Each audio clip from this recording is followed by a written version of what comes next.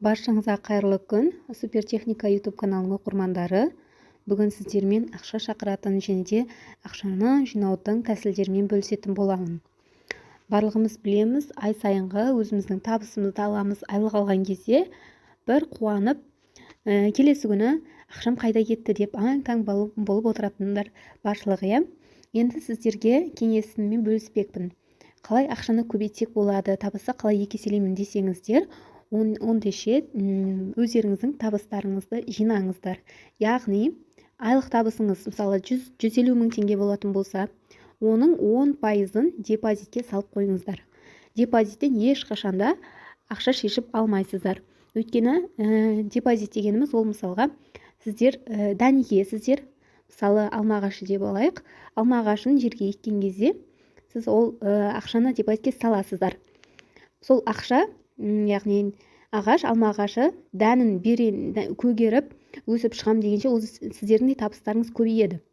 Депозитте солай. Ай сайынғы табысыңыздың 10%, яғни 150 мың теңгенің 10%, 15 мың теңге болса, 15 мың теңге ай сайын лақтырып отырсаңыздар, сіздердің табыстарыңыз да өседі.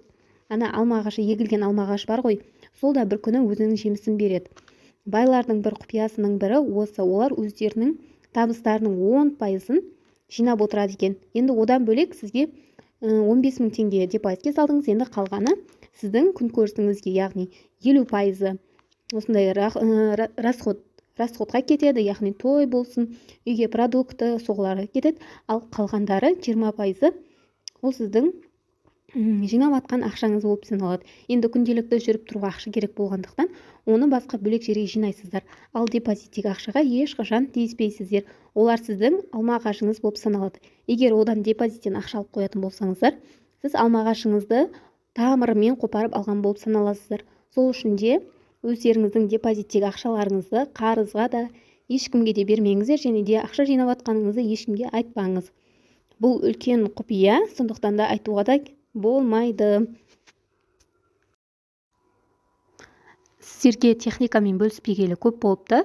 Осы видеом сіздерге пайдалы болса, менің табысым күннен күнге өсуде деп, бүгіннен бастап ақша жинауды қолға алыңыздар. Ақша жинауды қолға алған кезде бірден бар суманы жинап қоймаңыздар. Тек қана 10%-ын жинаңыздар. Осылайша өздеріңіз табыстарыңыз да өседі, доходтарыңыз да көбейетін болады. Барлығыңызға іске сәттілік тіледім. Бай болыңыздар, бақытты болыңыздар.